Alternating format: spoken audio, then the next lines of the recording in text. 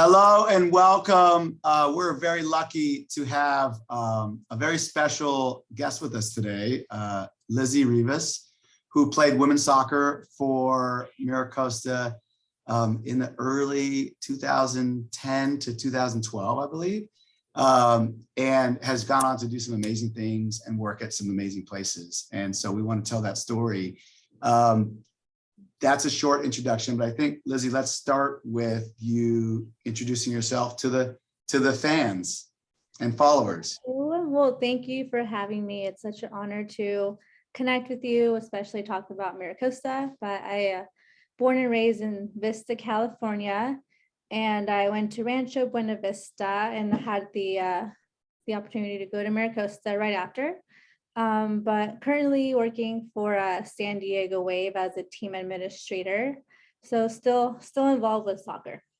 Cool. Okay, so let's start with before MiraCosta, you were at Rancho Buena Vista, and what was your life like, and how did you get to MiraCosta? Like, what was the decision making? Why not a 4-year? And why, of other options and other colleges, why MiraCosta? Like, what got you here, and what led up into that? I would say it was, I did not want to play soccer after high school.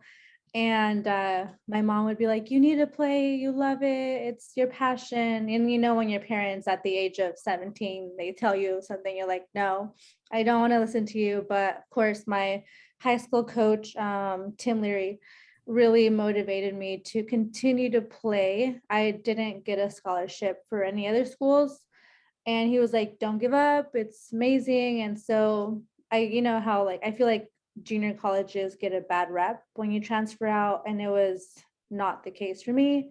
I loved it, and I'm so happy I played. Miguel and Nick Scavarna were the coaches at the time, and they got me in shape really quick. It was really painful process, but I loved it, and I really, not only that, but like the academic part of it. EOPS was my best friend. FAFSA, they all gave me great resources and help to make that transition easy. Especially because my parents didn't go to college, so I had no idea what I was doing. So it really helped that we have a lot of resources at MiraCosta. Yeah, that's incredible, and I'm glad you said it, because I would love to shout it from the top of the mountain, but you hit on it. And MiraCosta actually has grown that space in terms of how they support students. There's actually a full department called the care department that goes above and beyond FAFSA and EOPS, and they do a lot of basic needs health, mental health, and all that type of support as well. But that's great that you are a living example of how that support can impact someone's life. Awesome. So you got to MiraCosta, you had to get in shape. You weren't planning on playing soccer. You talked about that transition a little bit, but either with soccer or with school, did you have any transitional struggles as a freshman? Was it challenging? And if so, how did you deal with that? And what support mechanisms did you go to that were beneficial? I would say majority of the things were a struggle, right? Because you're going to a huge campus. I didn't know what to expect. I mean, you know, like how to do school because I've been doing high school my whole life, or went to school my whole life. But I would say I'm really ambitious, and I want to make sure that I get things done right. I'm on time. So I was always in the EOPS office. I was always in with Alyssa, our athletic trainer. I was always in, like, just making sure with Donjay, right? I was always in people's offices asking questions, like, I need help. So I think that was my strength, that I was able to just be vulnerable and be like, I don't know what's going on. Help me.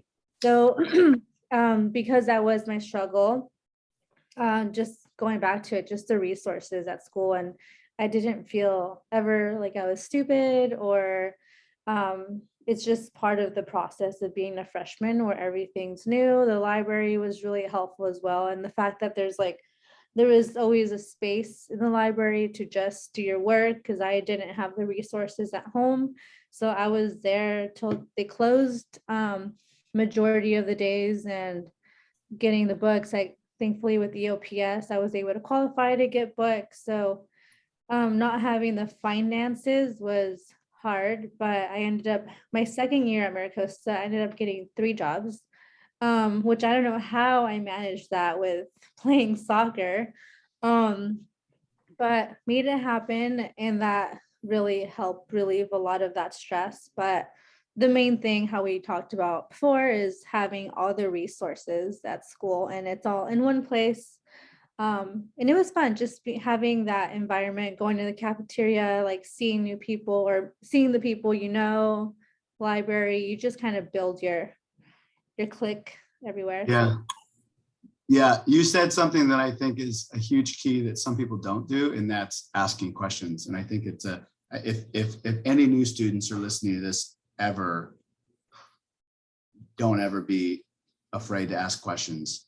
And maybe there's certain people that you don't, and you have a certain few trusted people, but what you just said, you listed 4 or 5 people and you said, I'm in the offices and I'm there.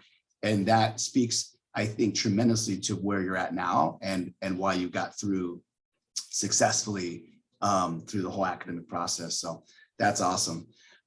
Cool. So let's talk a little bit about soccer. I'm going to share this picture. So this is the squad. I don't know if this is year 1 or year 2, but when I show you this picture, what comes to mind? What memories do you have?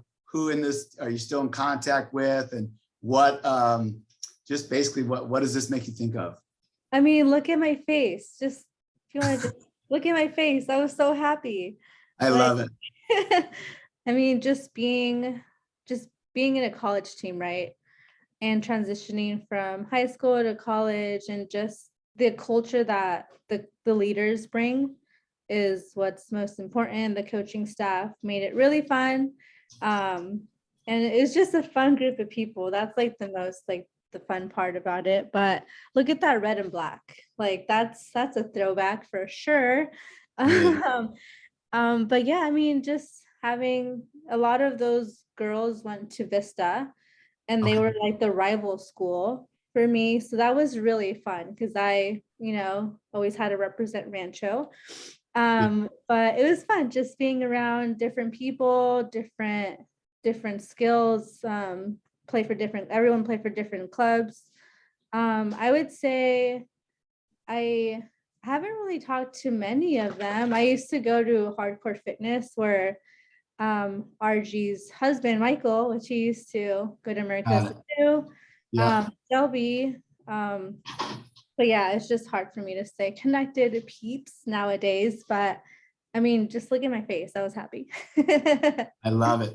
Is there a game or a moment in your career that stands out as just something that like is a memory that you think you haven't let go of, that was kind of a big game or a big moment? Always beating Palomar is a thing, right? I'm sure till this day for anyone that goes to MiraCosta, beating Palomar is the best feeling. It is. So I think it was our first game at Palomar on the road, which on the road with your teammates is always really fun. So just driving across town and having family there, and just always reminding the other side of the town who's best. So that's always fun. Good. I love it. Okay, so after MiraCosta, you had finished your academics and you were looking where to transfer. What was that process like?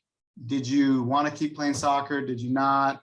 What schools did you visit? Where did you apply to? And then once you got there, how was that experience? The transition was a little hard for me because I didn't really know like what route to take in the sense of where to go. It's like it all kind of in a sense of like academics, sports, how much are you going to get for a scholarship? So there's just a lot to consider. I did want to go to a Christian college, so I ended up going to Hope International. I redshirted my first year there, which was unfortunate due to like one credit. Oh, no. So that was annoying, but whatever. Either way, it was fun transition, but I'm grateful for the people that didn't connect me to other colleges as well throughout the process to try out and just really see where I was at. So I think Amy like helped me connect with I think Long Beach and different colleges out north a little bit. But so just how I said, just having like a great group of people at MiraCosta that want to see you succeed. But there's just, I think it was the challenging part was just making sure like all my credits transferred over, and Yeah. then not and then knowing like where you're gonna live and like what does the dorm life look like. And it's exciting because it's a whole new city, but also scary because there's just a lot of different things I didn't do at MiraCosta because it was at home. I was living at home. Yeah. I didn't have to go to live at a different place, or so that was really exciting. So I was able to play and do all the fun things in Fullerton, but just taking that leap of faith and believing in myself and pushing was, because I think I even did the sophomore showcase. I went to Sacramento. Yeah. I did that. So I networked with a few other players, coaches, and just like, that's just me. I put myself out there as much as I can. Yeah. But yeah, it's hard, but it's just having the right people by your side too. Cool. Great. So you got to play 4 years of soccer. You go to Hope International, and your major is what there? I actually thought I was going to be an athletic trainer at MiraCosta. I studied kines. It was great, but when you start learning about the ligaments, I was like, no thanks, I'm done. Like, no. So I ended up, luckily, we my first year at Hope, they started a new major, which was business focus and sports management. And I fell in love. My first class was about venues, and we went to like the Dignity Health Sports Park. We went to like an Olympic training center. So we learned a lot about how it was just a lot of hands-on work, which was I fell in love with, and I started interning with Chivas USA, which was their last season as well that year. So just learning the ins and outs, and what I learned most was just keeping those relationships fresh, and just I would say that as an intern, you want to focus on that mostly. Of course, you want to learn different skills, but I really think it helped me. Like, I still work with people or know people from Chivas USA, which that was 2014, it was a long time ago. So it's just, it was really fun. And I knew that's what I wanted to be doing once I stepped into that realm. Yeah, I think this is such a huge part of your success story, is that finding what you knew you were meant to be, be where, right, what you wanted to be involved with. And I think it's a huge reason why I wanted to do this one, is because I think what comes next is just all of it's super amazing. So you also worked, so you entered the work world, and you worked with USA Soccer to some degree. Can you talk about that, where that took you, what you learned, who you got to work with, all of that? Yeah, well, I think what led to that was like really important to me, because I was working for like 4 organizations at once, with like a men's semi-pro team in LA, with the women's semi-pro team in San Diego. I was coaching for Breakers. So I was doing all, and I think even like running or help it run like a league, like a youth league at the same time. So I was really just equipping myself and learning all the ins and outs of San Diego. But I took the chance of applying, which was really scary to let go of everything in San Diego, right? Yeah. So they interviewed with me, and they were like, you're the one. I was like, oh my gosh, moving to Chicago. So that was a culture shock, because I was there for the entire winter. Which I did not like. Yeah, that wind, you just can't get used to that. It's beautiful the first like 5 seconds, but after that, you just get over it. Yes. But I would say my internship there was the best thing for me. It just really elevated every single part of me. Like I learned how to travel is a skill. Like you learn how to travel, like you just there's just so you're never off. Like once you're on the road, it's no, you're not off until you get back home.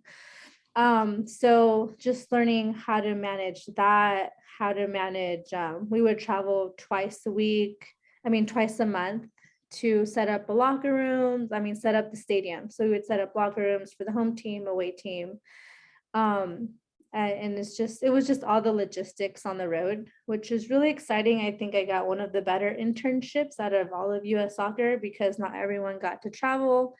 And yeah, it was really exciting. And my bosses really were like sharp and really like helped me elevate my administrative skills and like help me see things of how I like wrote emails and just like they did it in a nice way, of course, but like really helped me excel that part of my Yeah. job as well, which is really doesn't feel good at the moment because you're like, oh my gosh, it's not fun, but it's now I like can help other people see in those small things that you can always adjust. But Yeah. And it so that's amazing. Were you working with men's soccer and women's soccer for US soccer or yeah?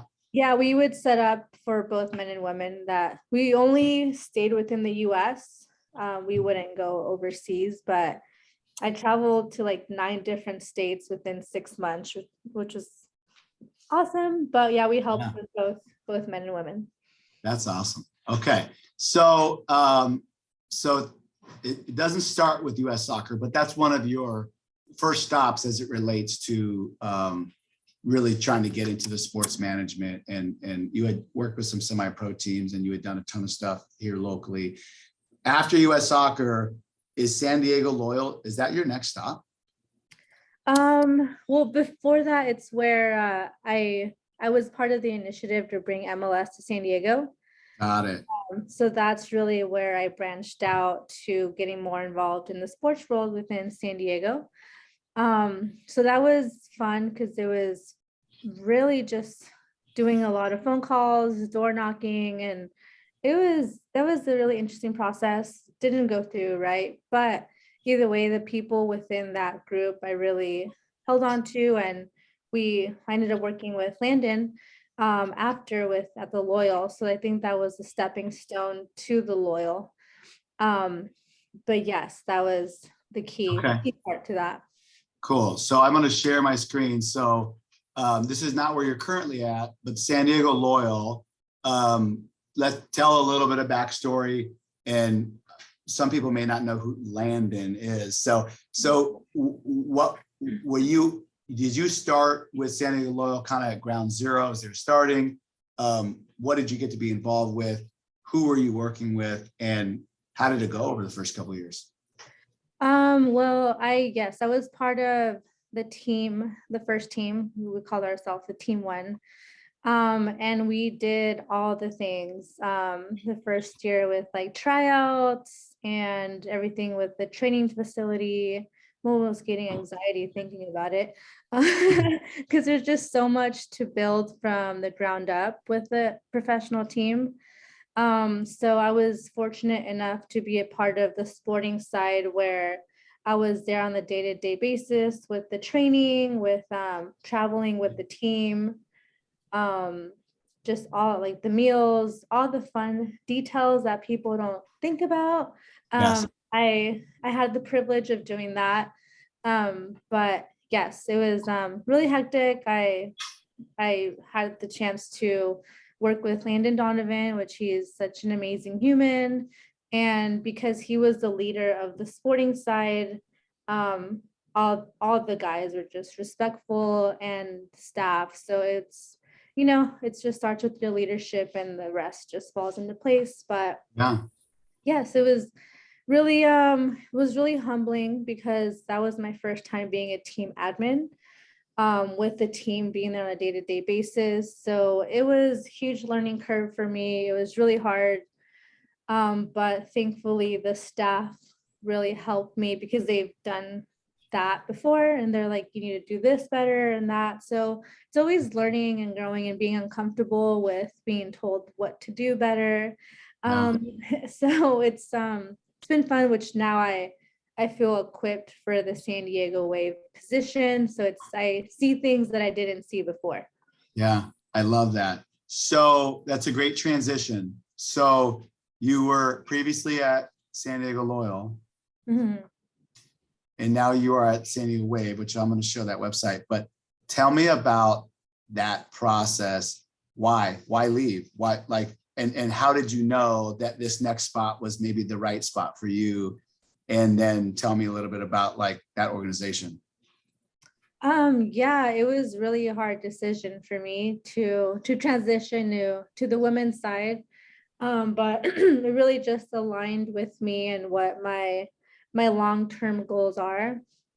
So yeah, it was really hard to leave Landon and just the staff at San Diego Loyal because it's the president, Ricardo Campos, is another great human that is now in charge. So it's really exciting. And even the owner, Andrew, they're all great humans, but it was time for me to transition over and just kind of start fresh. So it was, and I'm excited. The GM, which is now my boss, I met her through US Soccer. So that's really where I was able to, it's just exciting to learn from her and all that, the wealth of knowledge she has with working with US Soccer. Yeah.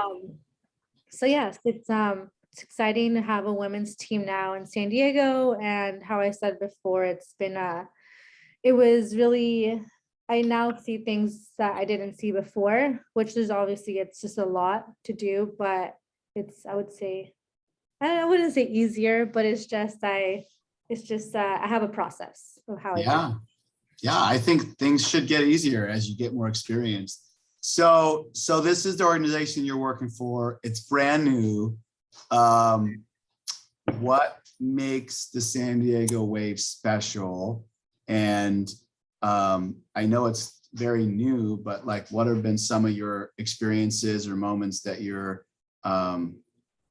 grateful to have had even in this short time with this organization? I would say there's just the leadership, starting with Jill Ellis, the head coach, Casey Stoney. Like, they are such great humans. So Joe Ellis, what is her role in this She's the organization? president. President. And then for people that don't know, what else does Joe Ellis do besides, like, or what was her previous, like, what's her experience? What is she known for? I mean, she kind of won a lot of medals with US Soccer, and Molly was her team admin throughout the time. So it's awesome to have them here in San Diego and really making an impact here. So yes, it's a great group of women. I mean, I can be here forever listing all the people and the staff, but it's really just the leadership and the players that they have on the team, which I would say it's just having an elite expectation over what we want to do here in San Diego. Yeah. This is so cool. And I think, I don't know how much people talk about it. This is it's 2022. So this is the 50-year anniversary of Title IX. So, and Title IX is obviously this important, really important, like, milestone in the United States, where it brought opportunities to female athletes, which is cool. Because if sadly, if you look at like MiraCosta athletics pre-1972, it's all men. And I think that it shows how far we've come, that there's a professional women's soccer organization led by women, with women there. And then I also think I would love your thoughts on, because just within the last day or two, there was this giant court ruling on US women's soccer equal pay, right? Have you all talked about that at all in your organization, or just personally, how does that make you feel?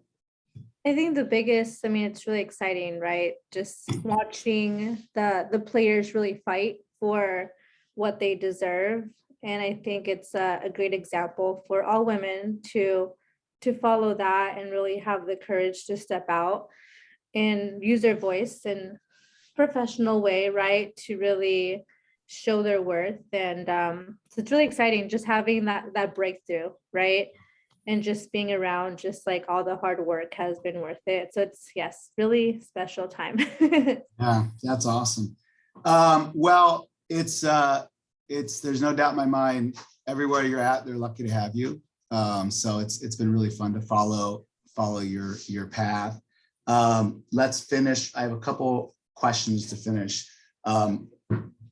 What advice would you give to your 18-year-old self, whether it be about the academic process or just about life in general?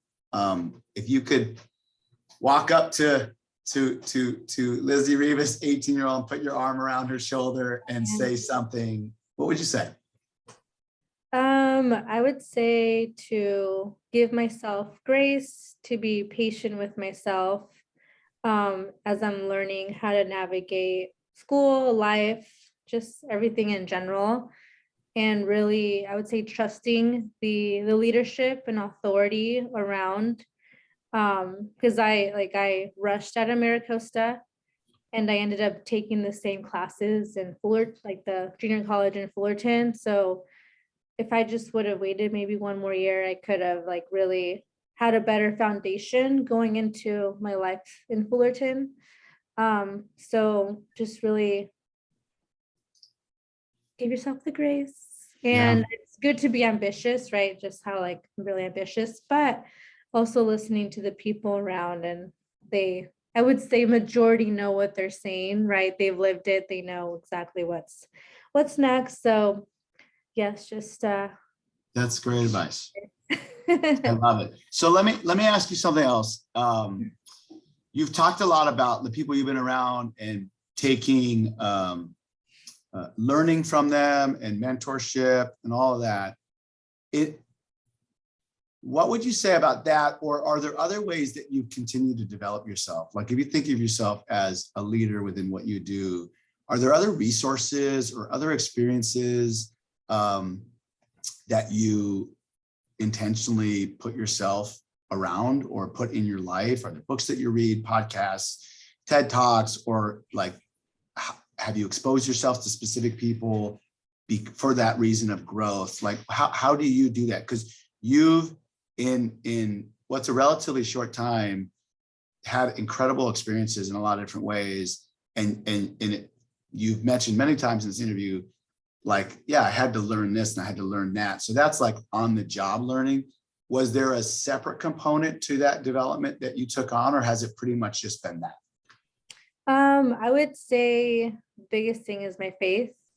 It's really has sharpened me and humbled me, and it's always like reflecting, right, on like what I can do better. So that's for sure my biggest foundation for me. But yes, I am a sucker to podcasts, books.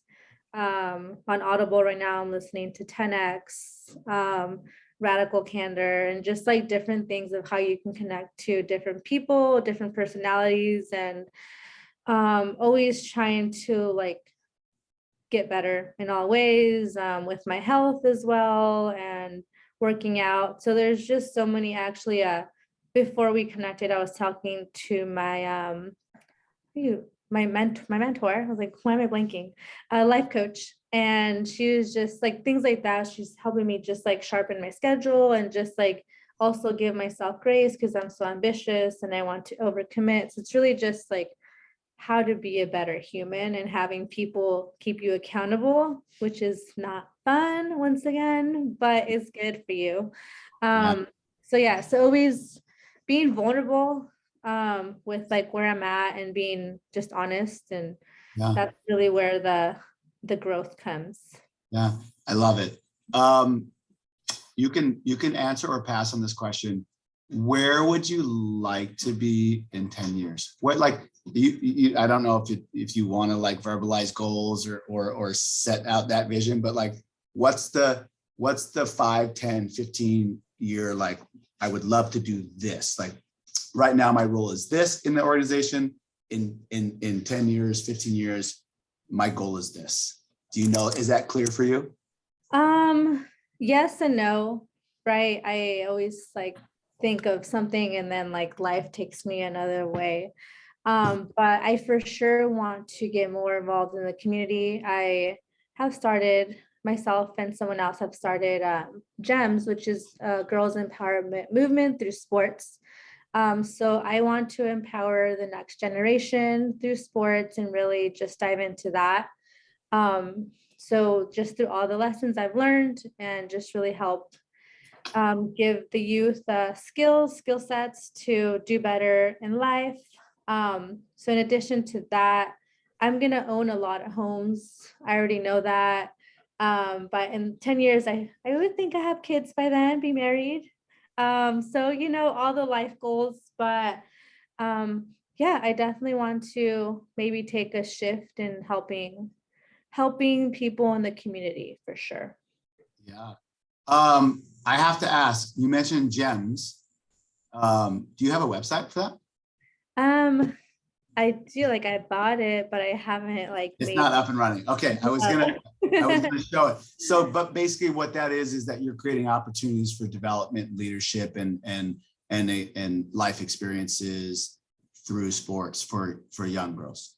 Yes, like we've done like a finance summit and like taught them like how to budget, and they're like, oh my God, like my mom has to pay for my water bill. Like you're like, yep, you know, your That's, mom's gonna be really happy that you're gonna be aware of all these things. yeah. So even though it was only 4 girls that went, but it's the impact that you have in those 4 people, and eventually it'll keep growing. But yeah.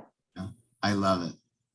Well, that's amazing. I think before we go, do you have any parting thoughts? Or, I think my hope with these is that an incoming student will look and say, like, what type of people have come to MiraCosta, and what's the family and the environment like.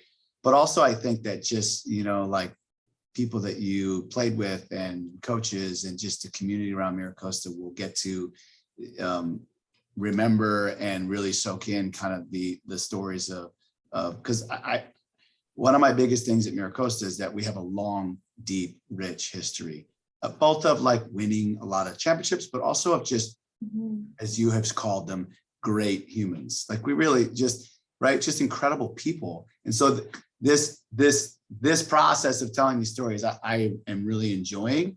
And so I think the audience is varied, but if you have any parting thoughts or anything, requests or anything you'd like to, you don't have a website for GEMS, but that would be a cool thing to talk about.